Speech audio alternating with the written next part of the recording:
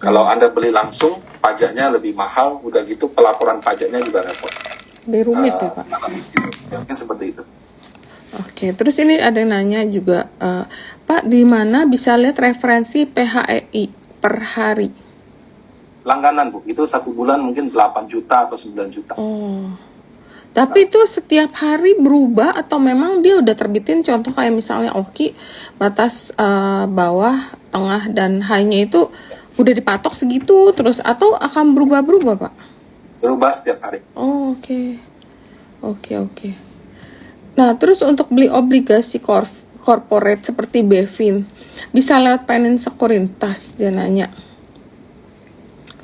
Kalau penawaran obligasi corporate itu biasanya diutamakan ke institusi dulu. Ya, mungkin Bapak Ibu punya uang 5M, 6M atau berapa gitu ya. Tapi ya uang segitu kalau untuk obligasi korporasi itu uang kecil. Mereka nawarinnya biasanya ke yang pemain yang bisa belinya puluhan dan konsisten. Mungkin Anda punya uang berapa puluh miliar Anda beli, tapi kan cuma sekali aja. Nah, kalau reksadana kan konsisten beli. Kalau kayak di Panin Aset, dana kelolaan kami di fixed income mungkin 3 triliun lebih. Jadi kami selalu mencari sehingga diutamakan terus gitu loh. Nah, sehingga akses kami, terutama institusi lah ya, asuransi, dana pensiun, itu lebih bagus daripada individu. Jadi kalau mau beli obligasi korporasi, bukan nggak bisa. Cuman biasanya prioritasnya di bawah. Kenapa? Karena dia lebih utamakan nasabah reguler dia. Tapi kalau memang Anda niat mau beli, biasanya pada saat dia IPO, dia punya lead underwriter nawarin. Ya tinggal kontak aja. Misalnya di sekuritas tempat Anda bekerja ini. Nah, kalau mau beli di secondary market, bisa datang ke Panin Sekuritas atau sekuritas-sekuritas lain, terserah. Tapi biasanya harganya cukup premium kalau saya tahu. Kemarin di tempat saya itu ada sih, tapi Oki ya yang kemarin itu minimal cuma 100 juta. Jadi ditawarin sih ke yang berminat. Mungkin kita Ya, kalau underwritingnya itu biasanya ini Bu, IPO kan? Iya, kayaknya sih. Ya kalau misalnya dia sudah tawarin ke retail, berarti mungkin yang dia terbitkannya banyak sekali dan tidak terserap semua. Iya. Mungkin Kalau misalnya obligasi kayak Bevin, Astra atau itu apa, langsung habis ya. saya mau nawar itu sudah habis. Oh.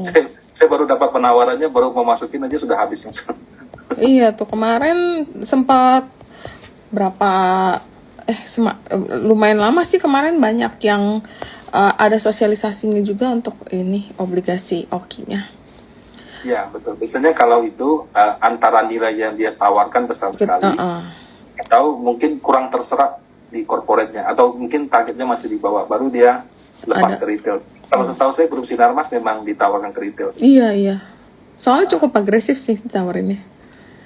Terus ya, memang grup itu termasuk salah satu yang banyak menghimpun dana melalui pasar modal dan ke retail. Tapi ya case by case ya, nggak semua institusi seperti mereka. Nah, begitu selesai penawaran reksadananya, nggak lama harga sahamnya juga agak koreksi sih. Walaupun kemarin harga papa naik, sahamnya udah mulai terkoreksi. Bagaimana membaca harga referensi akan jebol ke fair atau low, atau sebaliknya break ke high?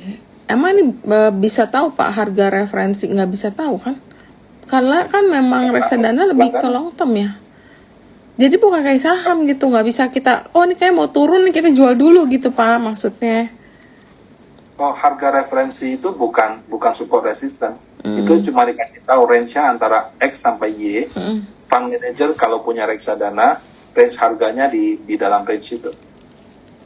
Kalau keadaan sekarang, reksadana saham sebaiknya dijual bila naik berapa persen? Apakah benar reksadana saham sebaiknya dijual di akhir Desember? Ya, saya balik lagi deh, kalau Anda beli saham terus sahamnya rugi, Anda jual nggak di akhir Desember? Enggak. Jadi kalau menurut saya ya itu kita tetapkan target misalnya. Oh, kalau udah untung X% kita jual. Kalau misalnya sudah rugi Y% karena saya punya konsisten cut loss, ya silakan. Jadi sesuai dengan itu. Tapi akan lebih baik lagi, lebih ideal lagi. Yang seperti itu cukup dilakukan di saham. Kalau di reksadana, ya mungkin kasih MI-nya sedikit kepercayaan lah, biar mereka yang kelola lihat 1, 2, 3 tahun seperti apa. Kalau memang hasilnya tidak puas, ya silakan Anda ganti yang lain. Tapi kalau misalkan cuma 1, 2, 3 bulan ya terlalu cepat juga sih, menurut saya begitu. Ini kan akan lebih menguntungkan obligasi pemerintah atau corporate, lebih mending SBN atau sukuk retail? Kalau suku retail itu kan nggak kemana-mana harganya. Mau jual juga, mau beli juga susah secondary market. Mau jual harganya juga sudah dipatok sama bank. Jadi SBN retail itu tidak untuk trading. Kalau Anda mau dapat untung daripada kenaikan harga obligasi itu di SBN. Cuma SBN tadi kayak Bu Rita bilang, Anda beli turun dan kaget kan. Turunnya mungkin nggak 0,5%, turunnya mungkin 1-2%. Iya. Nah, ya. 1-2% tuh beli reksadana. Kalau kamu beli FR-nya langsung, turunnya bisa mungkin 3, 4, 5, 6%. Soalnya kan kita pikir ini buat diversifikasi, biar ini aman, mengganti uang deposito. Jadi pertama kali dia turun, aku kaget loh. Ini bukannya dapat bunga deposito, pengganti uang deposito, tapi kok malah turun gitu. Ya, karena dia punya penurunan harga lebih besar daripada kupon yang dia terima. Iya. Makanya nggak ya, untuk aku kan consider risk profile-nya nggak terlalu tinggi ya, agak konservatif, apalagi kita udah sebagian investasi saham yang boleh dibilang udah high risk nih. Sekarang kita mau sebagian diversifikasi reksadana, kita ngarepinnya biar pelan tapi di atas semua deposito, tiba-tiba dia turun ya, kita kaget sih untuk waktu itu sih, tapi ya sekarang udah lebih ngerti sih. Pendapat pengalaman saya, dia lebih suka katanya beli reksadana pendapatan tetap daripada beli obligasi langsung. Oh ya, ini ada pertanyaan ke skip Kak. Reksadana jenis apa yang high risk? High risk biasa high return ya Pak? Ya saham ya? Reksadana yang isinya obligasi pemerintah aja bisa naik turun. Reksadana isinya obligasi korporasi bisa gagal bayar. Reksadana isinya saham bisa naik turun. Jadi semua reksadana ada resikonya sih. Kalau yang mau resikonya rendah, ya hasilnya juga segitu-segitu aja, mungkin pasar uang. Oh iya. Berarti yang high risk high return itu yang banyak invest di saham ya Pak? Mungkin sebagian besar majority-nya saham gitu ya Pak ya? Risknya itu tinggi di volatility harga. Tapi kalau invest yang corporate bond, risknya itu tinggi di resiko gagal bayar. Oke. Ya. Pak, jika beli obligasi korporasi, apakah lebih baik beli di IPO atau best offer atau secondary market? Bagaimana tips mensiasati resiko gagal bayar, memperhatikan rating A, kuponnya lebih tinggi daripada double A atau triple A? Ya, kalau beli obligasi korporasi itu sekali lagi itu akses. Ya, kecuali mungkin grup Sinarmas yang tadi Ibu Rita bilang, basically obligasi korporasi yang susah lain itu susah untuk diakses. Maksudnya bukan susah, dia terbatas. Sudah diambil sama yang gede-gede dulu. Yang kecil-kecil itu jarang kebagian. Kemudian ketika pemain besar sudah ambil, mereka juga nggak perjualbelikan. Kalau sampai kebanyakan dipegang terus. Kenapa? Karena ya nggak panjang-panjang amat, kuponnya juga bagus gitu kan. Jadi mau beli di secondary market juga susah, sehingga harga di secondary market juga kadang-kadang tidak terlalu bisa kita lihat ada atau tidak ada. Nah, jadi kalau misalkan Anda mau beli obligasi korporasi, kontak broker di tempat kerja Anda. Kalau di aset manajemen kami tidak menjual obligasi. Kami kalaupun yang mirip dengan itu reksadana terproteksi. Kami beli obligasi, sampaikan kalau gagal bayar bukan tidak ada yang tanggung jawab gitu. Jadi resiko ditanggung investor. Nah, kalau misalkan Anda tanya bagaimana meminimalkan resiko gagal bayar, ya rating salah satu hal. Tapi lebih penting lagi kamu minjamin uang ke perusahaan. Nah, kamu minjamin uang ke orang, apa yang Anda lihat gitu? Apakah laporan keuangannya, karakter daripada pemegang sahamnya, ini ya sama persis. Jadi basically kalau beli obligasi korporasi itu minjamin uang ke orang. Bedanya ini minjaminnya ke perusahaan. Ya. Kalau nggak yakin dia bisa bayar, ya nggak usah pinjamin. Jadi cari yang lain aja ya Pak ya? Berarti rating... Pokoknya Anda waktu minjamin uang ke dia, Anda sudah, oh ya saya sudah tahu nih orang kira-kira bisa bayar. Nah, kira-kira bisa bayarnya apa? Orang kerja di bank puluhan tahun kasih kredit ratusan triliun aja bisa kena yang macet gitu. Apalagi kita yang orang awam kan. Jadi memang Ya ini balik ke kita masing-masing, kita nyaman nggak dengan perusahaan itu. Kalau Anda nggak gitu yakin, tapi tergiur sama hasilnya, ya mungkin 5-10% aja dari aset Anda gitu. Nggak usah banyak-banyak. Daripada Anda taruh banyak, terus hilang uangnya kan, itu kan lebih susah. Oke, berarti tetap memperhatikan rating ya Pak, seperti tadi ya, ratingnya A, kuponnya lebih tinggi. Oh ya, dia bilang memperhatikan rating A, kuponnya lebih tinggi daripada double A atau triple A. Jadi memang rating itu mempengaruhi kupon juga ya Pak ya? Ibarat gini lah, Bu Rita, saya mau pinjam uang. Jaminanmu apa, Ruth? Nggak ada, pinjam aja Bu. Mungkin minta saya 20% bunganya. Bu Rita, saya mau pinjam uang, jaminan saya rumah. Mobil BPKB-nya saya kasih. Karena jaminannya lengkap, bunganya cuma 7% misalnya. Sama, kita minjamin uang ke perusahaan juga sama. Kalau perusahaannya makin bagus, makin aman, ya bunganya makin kecil. Tapi kalau misalnya dia makin susah dapat pinjaman, ya bunganya makin tinggi gitu. Ya, jadi rating memang ada ngaruh ke kupon, tapi kadang-kadang kalau dia susah dapat pinjaman, kuponnya dia juga bisa lebih tinggi daripada rating yang sejenis. Oke, ini ada pertanyaan, kalau harga saham gonjang-ganjing, nah Pak Rudi itu kagak mengcover sektor saham, jadi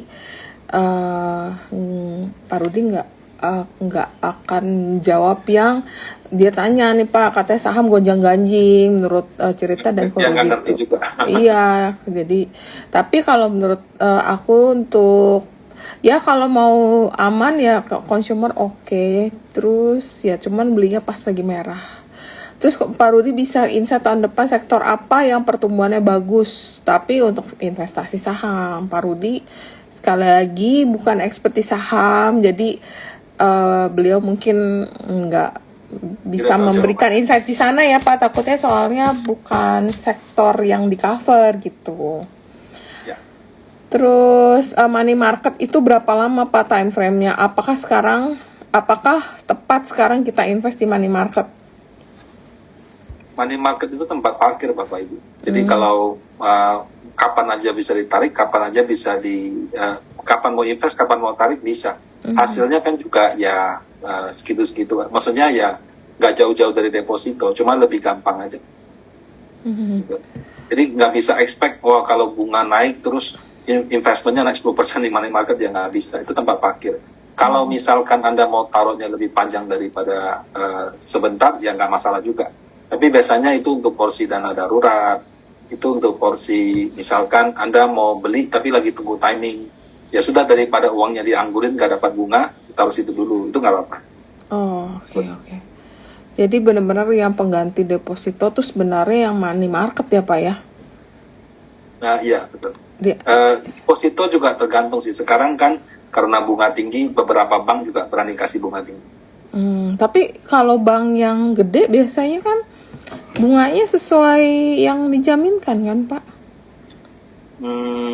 Ya tergantung lah. Kalau misalnya yang nasabah, kalau BCA mungkin kita ngomong soliter gitu. Bukan prioritas lagi. Biasanya dapat bunganya lumayan. Bank paling juga sama. Kalau sudah level tertentu bisa. Tapi kalau sekarang saya lihat karena bank kadang-kadang dia nggak bisa ngasih bunga tinggi karena polisinya begitu. Tapi alternatifnya dia jualan FR ke ibu, jualan reksadana ke ibu. Jadi bank-bank besar karena dia tahu bunganya nggak kompetitif, dia tawarkan reksadana pasar uang yang mungkin imbal hasilnya lebih kompetitif. Kalau enggak, ya mungkin orang pindah ke bank-bank yang lebih kecil. Sekarang bank-bank lebih kecil saya tahu 5, 6, bahkan 1-2 kasih 7% juga ada. Oke, ini kayaknya udah banyak pertanyaan yang udah kita jawab Pak. Sekarang kita masuk ke technical ya Pak ya. Technical dari Bu Rita ya? Iya, dari saya. Sebentar ya, aku izin share. Slideshow dari pertama. Oke, kita akan masuk ke technical session. Sekali lagi disclaimer seperti biasa. Nah, IHSG kalau bullish skenario. Kemarin kan koreksi, namun segera kembali ke support 6950.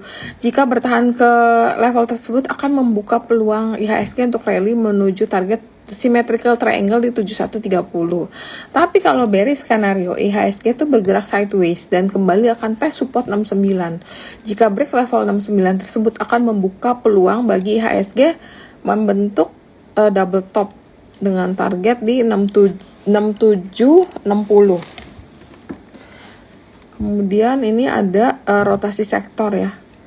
Untuk rotasi sektor saat ini yang ada di improving basic industry, IDX energi, kemudian ada IDX infra, yang ada di weakening ada di IDX prop, cyclical, kemudian yang ada di lagging ini ada tech, health dan finance, kemudian trans, kemudian ada non cyclical sama IDX industry. Yang daily RRG sektornya yang improving ini ada non cyclical, ada industri, ada trans, kemudian ada finance. Yang saat ini di leading ini nggak ada, yang weakening ada basic sama infra, yang ada di lagging ada IDX tech, kemudian IDX prop sama cyclical sama health. Ini energinya di mana ya? Kok aku nggak ngeliat ya energi. Yang kalau yang infra itu weekly itu yang menarik apa sih? Biasanya tuh kan aku suka bilang improving ya WG, tapi WG ini aku belum lihat sih. Yang ada di improving ada WG, ada Link, ada Jekon, ada MTEL. Nah, MTEL ini salah satu yang aku suka. Dan yang ada di leading ada Meta, ada Akset, ada PTPP, XL, Wasa, ada ini apa sih? Arko. Kemudian yang di weakening ada KIN, ada Indosat, Jasa Marga, POWR, ADI. Kemudian yang ada di lagging ada SSI, ada Degik, ada Telkom. Kemudian ada TOWR dan ada KIN ya nih. Sama ada Wika. Jadi yang konstruksi itu ada di IDX Infra ya. Kalau IDX Infra kalau kita lihat kan ini kayaknya mau manggung sih. Oh, lihat yang di sini yang daily. Ya nih IDX Infra ini. Oh, IDX Infra udah mulai turun malah. Nah, kalau energi yang weekly itu ada yang improving ada ITMG, ada Adaro. Yang lagi manggung biasanya tuh yang leading itu Seger. Kemudian Wins, ADMR, Medco, Energi, Apex, Dewa. Yang udah turun ke weakening ada Harum, ada Bumi, kemudian KKGI, ada ABMM, Elsa, dan Doit. Yang ada di lagging ini cukup banyak. Ini ada Akra, kemudian Aga Cenko, dan ada PTBA. Ini banyak yang batu bara ini banyak di daerah yang lagging. Kemudian saham yang menarik yaitu Saratoga. Saratoga ini terkoreksi tapi masih bertahan di support 1745. Jika bertahan di level ini akan mengkonfirmasi bahwa koreksi ini hanya throwback. Dan Saratoga itu akan berpotensi rally menuju target double bottom di 2100. Rekomendasi teknikal untuk Saratoga adalah buy area 1850 hingga 1750, target 1 1990, target 2 2100 dan stop lossnya di 1730. Kemudian ada TPMA. TPMA ini rebound dari support 605 dan King Johnson level. Kenaikan lanjutan akan menuju last high di 735 dan atau 765. Overall TPMA ini masih uptrend. Rekomendasi teknikal untuk TPMA adalah buy. MACD dia tapi masih negatif. Buy area bisa dilakukan 685 hingga 635. Target pertama di 735 dan target kedua 765 dan stop lossnya 605. Kemudian ada Tugu ini terkoreksi namun bertahan di sekitar 12-an. Rebound dari level tersebut, Tugu akan berpotensi menguji last high di 1340. Jika Tugu berhasil break 1340 maka Tugu berpotensi kembali rally menuju target double bottom di 1530. Rekomendasi teknikal untuk Tugu adalah buy area di 1270 hingga 12, target 1134, target 2148 dan stop loss 1185. Kemudian ada ICBP ini koreksi bertahan di support FR 61,8 yaitu di 10.975. Rebound dari level tersebut ICBP akan menguji resisten di 11.450. Jika ICBP break 11.450 maka ICBP berpotensi rally menuju target cap with handle di 12.275. Rekomendasi teknikal adalah buy area di 11.3 hingga 10.9, target 1.11.8, target 2 12.275, stop lossnya 10.650. Kemudian ada Medco. Medco ini bergerak sideways dalam jangka pendek dan dalam range 1645 hingga 1495. Jika Medco ini bisa break resisten 1645, maka Medco ini berpotensi kembali rally menuju target double bottom di 1810 ya. Jadi kuncinya itu ada di 1645 nih Medco. Kemarin closing berapa sih? Kemarin closing di 16.10. Oh iya, kemarin sempat 16.85 cuman turun lagi. Jadi rekomendasi teknikal untuk Medco adalah buy break 16.45. Bayarnya bisa lakukan 16.8 hingga 15.9. Target pertama 17.05, target kedua 18.10, stop lossnya di 15.10. Ada MTEL ini koreksi namun bertahan di support uptrend line dan Fibonacci cluster 675 hingga 680. Rebound dari level tersebut, MTEL itu berpotensi menuju 730 dan last high di 770. Rekomendasi teknikal adalah buy area 695, 670, target 1730, target 2 770, stop lossnya 665. Oke, itu teknikal untuk minggu ini yang bisa aku share. Ini gimana sih? Oke, mungkin karena kita udah belajar banyak nih sama Pak Rudi minggu ini. Pak, mungkin ada closing statement untuk teman-teman semua di sini. Dari saya tidak ada, Bu Rita. Terima kasih banyak. Oke. Sehat selalu. Ya, semua.